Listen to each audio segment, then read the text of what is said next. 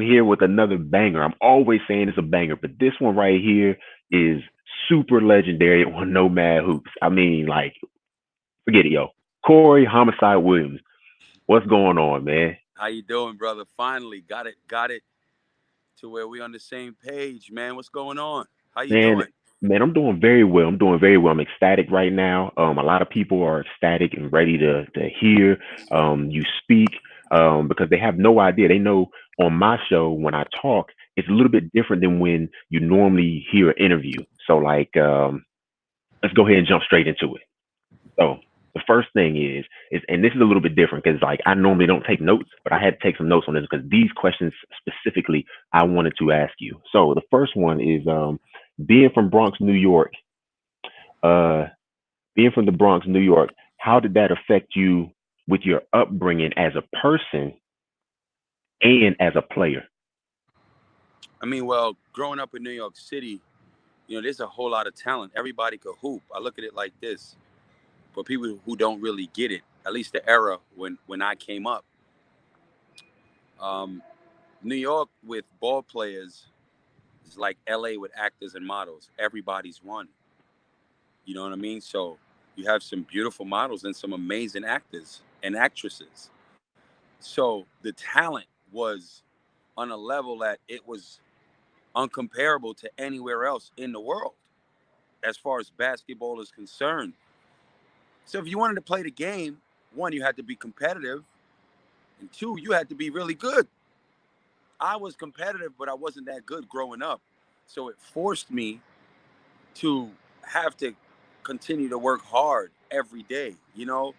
What we do as athletes is we we we respect the athlete based on their game as a person. So, and this is messed up, but it's just the reality. If you're not a good athlete or a good, ball player, we tend to not respect you as a human. But Man, if you're a dope ass ball player, we give you all the respect in the world. And you could be a shitty human. It's unfortunate, but that just goes parallel with sports and life. well look, let me get you with this one. Okay, let's let that follow into the next question. So check this out. Okay, for the youth out there that follows you and myself, you know, could you touch on the college path that you took? With you attending MCC before you going to Alabama State. A lot of Well, people don't know that. yeah, I went to a metropolitan community college, which was Penn Valley Community College in Kansas City, Missouri. First of all, I went to Rice High School, which was it's an iconic institution. It's no longer up and running, but the ball players that came out of there was is ridiculous. We have as big time as Kimber Walker, and we have the legendary, the iconic Reggie Freeman. We have the iconic and legendary Felipe Lopez. This was a basketball factory that just pumped out ball players. It was a factory. I ended up going there not for basketball reasons, for disciplinarian reasons. My grades weren't good. My mom's begged the dean to let me in. My mother paid the tuition. First half of my freshman semester, um, I was on academic probation. They wanted to see if academically I was able to keep up, which I was. I had an 80 percentage GPA. I don't know what that is these days. From what I'm hearing, people get 5.0s in high school. I don't know what kind of grades they're gauging that on, but when I grew up, it was 4.0. You know what I mean? Right, So I had a 3.0 GPA all the way through high school, which allowed me to, one, get a college scholarship to JUCO, and two, I was able to play high school ball at the number one high school in the nation at the time, which was Rice High School. Left right. there, went to JUCO, had to grind, wasn't easy. Um, was able to get junior college All American my sophomore season. I always wanted to go to a HBCU. I wasn't getting a lot of big offers, but Alabama State University came to the forefront and wanted me there. I went there. I wanted to go to HBCU because Bill Cosby made a different world. Mhm, And when you look at statistics, first of all, Bill Cosby went to Howard University, which is a prestigious HBCU. mhm. A different world was pretty much a depiction of Howard University. Right. So as a young African American, when you saw that, you were just like, damn, like I want to go to a school like that. It was culturally so dope, and it empowered us, and it showed us in such a powerful light. I wanted to be a part of it. So when I got a basketball scholarship to go to a HBCU or offer, I jumped all on it. I went to Alabama State, finished my 2 years. I graduated from the junior college with an associate's degree in arts, and I graduated Alabama State with a criminal justice degree, a bachelor's in criminal justice. I specialized in juvenile justice. The reason being is because my dad died when I was 3. I just had my mom, and I figured I had a passion of mine, and I followed it. And not everybody plays ball, Right. so the opportunities that come my way or towards an athlete's way coming from the hood, they found a way to get out to further educate themselves. So I feel that there's a lot of people at that age from 13 to 17, you are at risk. You're in situations where one decision wrong, a mistake, being around wrong company, bad company, it can alter your life. So I felt like from in college, it was my duty to educate, to motivate, impact, and inspire just off of doing the right thing. I feel like if you look like me and we're in a classroom and we're being taught by someone that doesn't look like us, naturally we feel we can't relate because you're not from where I'm from. Right. They can be giving you the right message, but the majority of us in that age range, 13 to 17, the inner city youth, are getting taught by people who don't look like them. So Which is it's hard to not accept that. penetrating them. They're Right. not It's very penetrating hard. them. But if you find somebody that look like you, dress like you, and come from where you come from, and is successful, that will penetrate you more. So I Now, see, that's always feel like, there's things I do, I don't get paid to do it. And I'm not doing it to get paid. I'm doing it to pay it forward and drop the jewels and give back. Now, everything I say, it's not going to penetrate everybody, but I know it right. will penetrate most because Right. I'm more like those 13 and 17-year-olds than I'm not. Man, yo, the reason why it's blowing my mind is because, okay, you got me by a couple of years or whatnot. But when I go back and I talk to students, so let's back up real quick. You said Howard University. My family's from Washington, D.C. I'm a military brat. I'm here in Mm. North Carolina. I'm a product of Fayetteville, Fort Bragg, North Carolina. I graduated from North Carolina Central University, which is, an HBCU. I did not play there. I played at North Carolina Wesleyan in Rocky Mount. I played a semester. I decided I didn't want to play anymore, and I pursued street ball because I came up during the N1 streetball era, which kind of deteriorated a lot of us. But at the same time, I could actually play basketball, which I played in the NBDL Summer League in '07, and then a couple of other things. But from what you just said right there, I want to touch on the fact that you have a YouTube page. And what I'm gonna do here, I know it might be a little bit hard for you to see it because you're on your phone at the same time, but everybody else can see it. So this is your website. But what I want to do is I want to go to your YouTube page right here that I have, and it has a couple of your accolades on it. You're a former pro basketball player. You played over 14 countries, NBL Australia MVP 2010. Let's get that. Let's get that in there. You played with the Toronto Raptors during preseason and Denver Nuggets. In the summer league, you played with the Golden State Warriors, Indiana Pacers. You also did mini camp. I don't even really think they have mini camps like that anymore. But you did mini camp with the Atlanta Hawks, Boston Celtics, Denver Nuggets, and then you did the NBDL with the Dakota Wizards back in 2006. You might know, or no, when you were in Australia, does the name Michael Joyner ring a bell? Michael Nah. Joyner. Uh-uh. Okay, so Michael Joyner, you probably have to see him. You know so many people, but if I show you who he is, you'll know who he is. But that's my bro, man. He made sure that I need to get at you or whatever, along with Aaron Maxey. Aaron Maxey definitely Right. said I need to make sure I Right. get at That's the you. homie. Yeah, both of those are my bros. And then also BC, Larry, Bone Collector, definitely was like, yo, like, Of course. it's fam. All right. So, but here on your page, in your videos, you have a lot of different jewels that you're dropping here. Like it shows that you play ball. It shows that you're playing ball. It also shows that you're an NBL broadcaster now. You've worked your way up from. I remember you was talking. You went back to the Bronx and you were talking to the students at a school. And when you were talking to them, like you just described, you look like them. You came from where they came from, and so on, right? But when you went in there and you spoke to them, they listened to you. They listened to you. And even if they didn't play ball, you had something that resonated with them in their mind because you could tell that they were receptive when you were talking to them.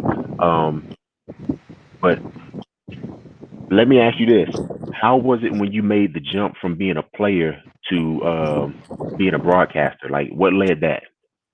I mean, everything in life always comes full circle. For a lot of people, it came full circle for me, where I was always comfortable in front of a camera. I'm from New York. We talk a lot of shit, so I implemented this.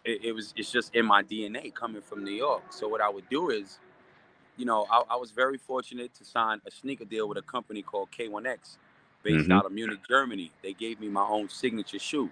They gave me the 187s. It Yep, was a I remember signature those. shoe sold in Foot Locker International. So I'm gonna back up and say that again. I had the 187s that was in Foot Locker, and what that was I was balling in my own shoe. I was the first non-NBA player to have his own signature shoe.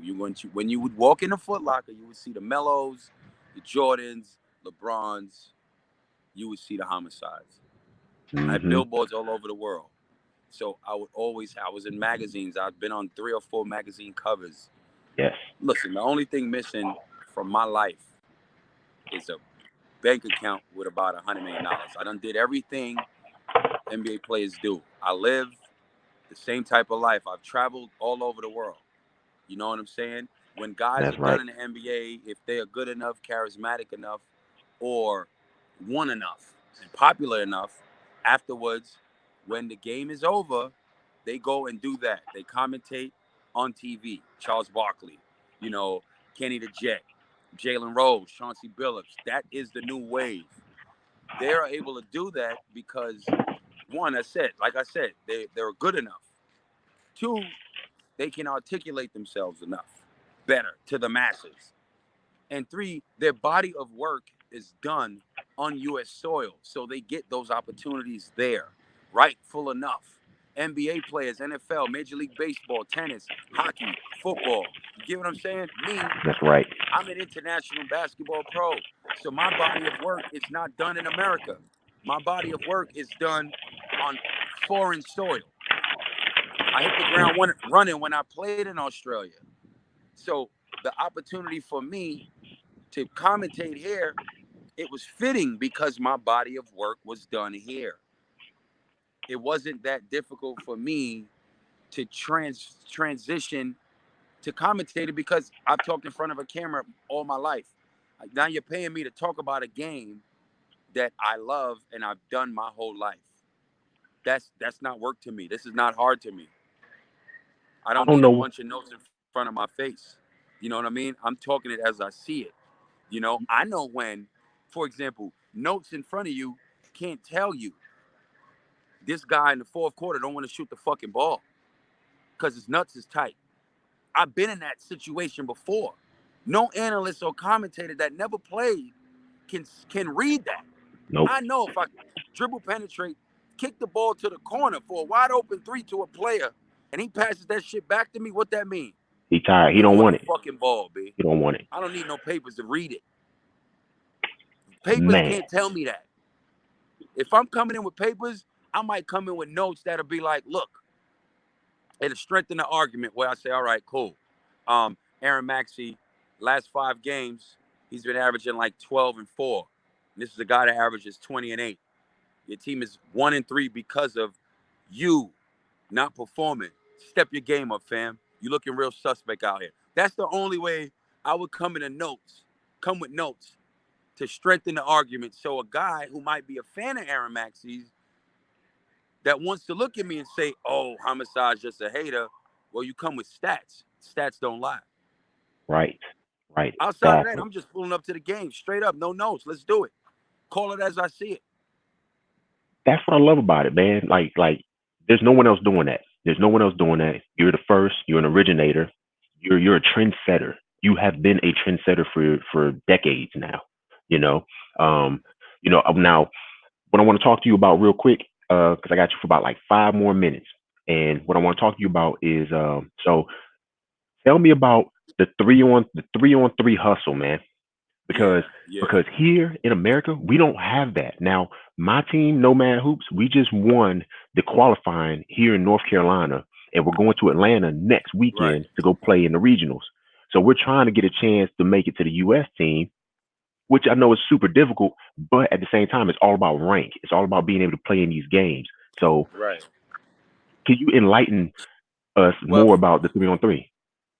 well, a bunch of people don't even understand and know that 3-on-3 is an Olympic sport. So next year, Yeah. Japan 2020, 3-on-3 for the first time in the history of basketball is an Olympic sport, and it will roll out in Japan. That's incredible in itself. Because look, let's just be real here. You None of exposed, us man. would ever have an opportunity to represent the country in Right. any other platform. And the only platform for basketball in Olympic sports is 5-on-5. 5-on-5. We will never be, because there's too many other guys that are far more superior Mm-hmm. basketball wise, that are better equipped and fit to represent the country than the majority of us. So Mm-hmm. 3-on-3, you could do that if you're good enough. It's a different sport. It's fast. It's quick. You Really get fast. 10 minutes. It's 10-minute games. Game is 21. It's just real Mm-hmm. quick. It's real physical. And Mm-hmm. the 3-on-3 hustle, it's the same thing. It's just in Australia. In So, Australia. as Aussies, you can do well. You can win tournaments, small tournaments, and go play for money all over the world. Got that. So I'm Right. obviously, I got lucky enough to be the face of the 3-on-3 hustle in Australia. And I got an opportunity after our 3-on-3 was finished to commentate the World Cup under Yep. 18s in Mongolia, men's and women's. So that was a unique experience. It was awesome. And I look forward to potentially commentate the Olympics next year.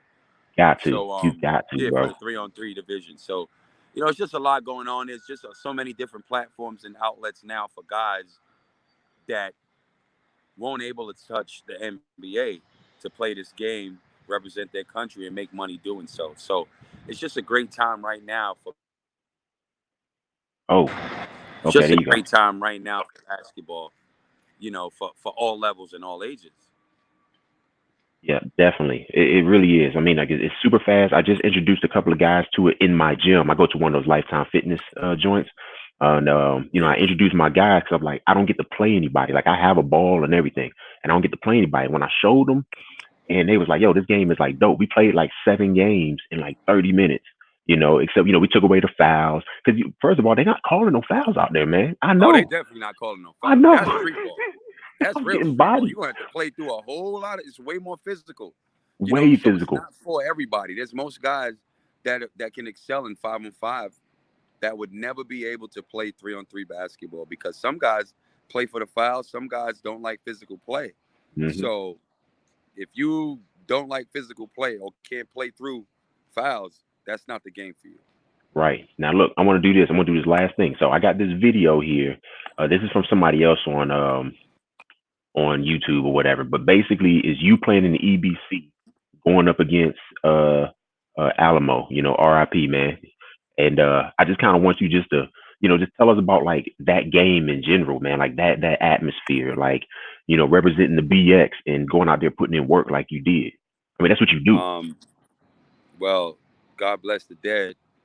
That's a streetball legend, Ali Mo. However, J.R. Smith was in that game. Yes. Dante Jones was in that game. Big Strick, God bless the dead, was in that game. Kenny Satterfield was in that game. There was 3 bona fide. Their 1, 2, and 3 position was all NBA players. Ali Mo was in foul trouble, so he pretty much sat the majority of that game. I finished with 47 in that game.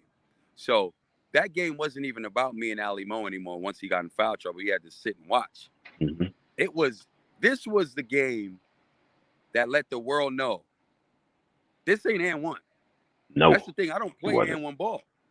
And that was a big stigma I had to fight my whole, pretty much majority of my career.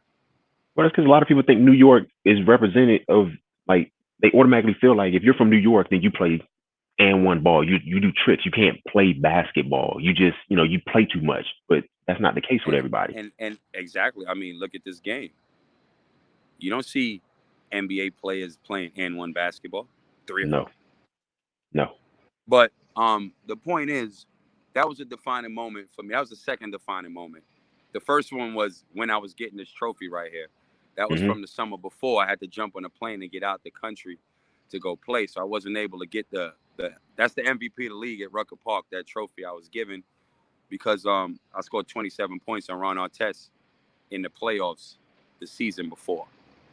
So it just let me know at that point mentally, if the defensive player of the year in the NBA, that's when he was with Indiana. If he couldn't stop me one-on-one, nobody could. So there was no way none of those other guys was going to stop me from doing what I did. So that's why that 47 points was easy. Should have had 50-something. I missed a couple of free throws. But that's the thing with street ball. Tell me the most all-time winningest player in street ball history. Can you tell me that? No, I can't. Hell no, you can't, because nobody gives a fuck about that. All they give a fuck about the guy that got 30 and 40 and 50 points on NBA players. So that's why I didn't give a fuck about winning in street ball. That shit did nothing for me. You see what I'm saying? My point was to go and use that playground as a platform and fucking destroy everybody in front of me to get a shot to the NBA. And it did. After that game, I got a shot to Toronto Raptors. That was the game actually that set it up. And the game that did it, I had 25 at half at Dyckman Park. Got a standing ovation. That's when the coach from Toronto, Jim Todd, came to watch me play. So again, you see all these kids out here these days want to jump on the team and have a stacked crew and everybody's playing with each other. Fuck that. Go on a team where you're going to get the ball and you dropping 40 and 50. That's how you make noise. Winning street ball tournaments ain't giving you no fucking opportunity to play pro. I'm telling you that because I did it. God, Lee, this is my own show, and I'm about to be watching this thing over and over again, just to hear, because you're personally talking to me about it, and so much of it resonates to me still. At the same time, because I'm like, can't no one else say that but you, and a couple of other people, but you personally, you've done it. There ain't nobody else that can say that. There's nobody else that can say that. I thank God every day for the opportunity that I'm in. There was no lane for me. Listen to me. There was no lane. There was no opportunity. I had to create it. It's a difference if somebody's helping you, giving you handouts. There ain't no fucking handouts. I came back from college. Nobody didn't even respect me or know me. I had to take every motherfucker out. If you had a name, I was coming to take your head off. If you played the 1, the 2, or the 3 position. Straight like that.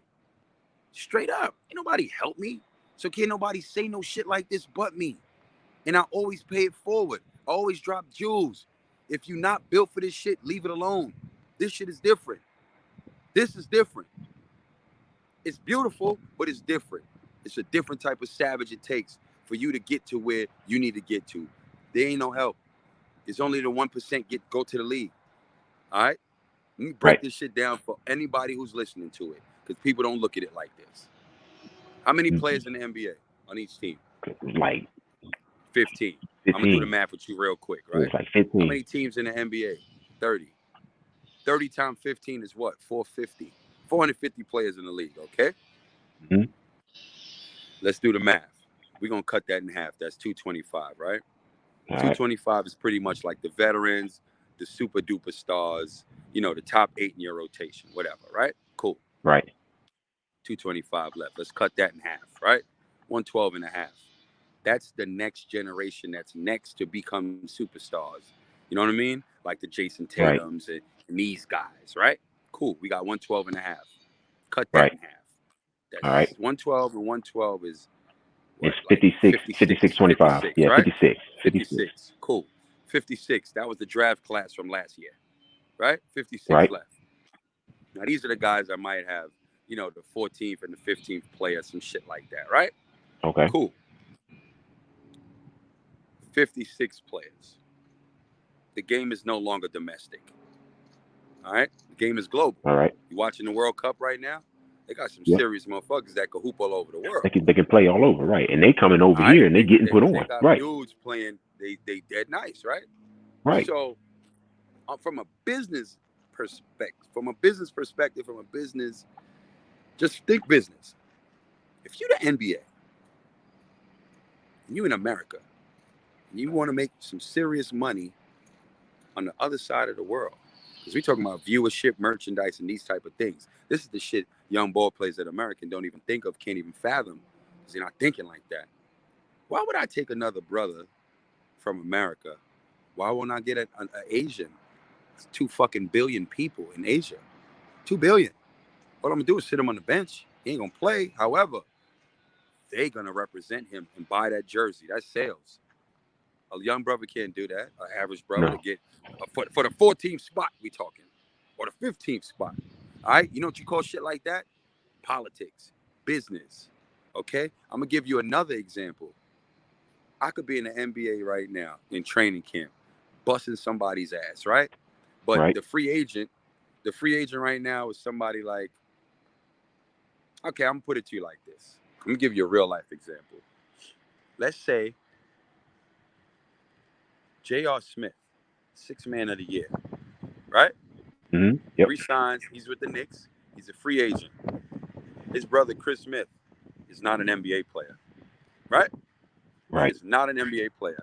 If somebody called him the worst player to ever play at NBA Summer League, it was in a magazine or something like this, right? Okay. He signs with the Knicks that season, that upcoming season. How is that? Politics. His brother just got 6th man of the year. Now, if my brother got 6th man of the year and I'm an aspiring pro, I would expect my brother to do it if he could. You feel what I'm saying? It happens for a lot of people that no one talks about. But I'm just saying that's a perfect example of politics. So with 56 spots potentially available, and it ain't every year, that's where the politics come into the play. Don't think because you don't make an NBA roster, you're not a good player. You can make money playing this game. You can have an excellent career playing this game. A lot of guys do. Everybody ain't getting in it. Everybody get dressed to go to the party, but everybody ain't getting in. You know what I'm saying? Find another way to continue to follow your dreams and build and create a pathway somewhere else. Maybe years later, you get better. You get good enough, and then maybe they come get you another way, or maybe not. But if it don't work out, that's all right. Go apply your craftsmanship or your skill set somewhere else. It all spend the same if you gonna get it, and that's real shit. It all spend the same. Man, that's what I got for you. Thank you. Thank you for your time. Okay, look, I done had you over or whatnot, so we're gonna go ahead and wrap it up. I got all of Corey's social media and everything on the in the bio of on the YouTube bio or whatnot. If you need it from me, y'all know I'm tangible. That's why you can reach out to me. You can get to me. Nomad Hoops. A nomad person that travels from place to place, has no home. A nomad hooper is an individual that travels from court to court that has no home court, but will take yours. So we just had Corey Homicide Williams, Mr. 187 himself, on Nomad Hoops today. You want to go ahead and say a goodbye or anything like that? And once you do, and once I do, don't leave. Whoever's listening, thanks for listening. Thanks for listening to some of me. You know what I'm saying? This has been an incredible journey. It's just beginning. I feel my life is about to go to a whole nother level after the game. Everything I've done with the ball, there's nothing more else to do with it but talk about it. And that's where I'm at right now. Talking about my life, talking about the impact I've had with this game and this game has had on me. Just don't give up. Just every path ain't always straight. You know what I mean? You might have to make a sharp right, thinking you were supposed to go straight, but it took you that way. But just make the best of your opportunity. If nobody ain't giving you it, go take it. Shit ain't always easy, keep believing. My website, www.coreywilliams.net. I got My you right merch here. page, I'm the Patient Wolf. My merch page will be up next week. Product is being shipped globally. So it's made in Australia. I'm not doing anything cruelty free, made in China. I'm not doing that. I'm selling quality. That's what it is. Patient Wolf. A patient Yeah, wolf is an ambitious individual who goes hard for their dreams to make it happen. Plenty of people go hard for their dreams and it don't happen. That ain't a fucking wolf. A wolf makes it happen. And that's how I got. That's all I got. Peace. yo, yo. That's your man. That's your man, Corey, Mr. 187, Homicide Williams, bro. Straight out of the Bronx, New York, man. Yo, I'm shutting it down. I'm about to shut this down because you just shut my joint down, yo. Take Like, care, my brother. yo, man, this is your man, Zobeone Knobe. Don't act like you don't know me. You know me, Zobe, man. Yo, man. We out, yo. This is crazy. About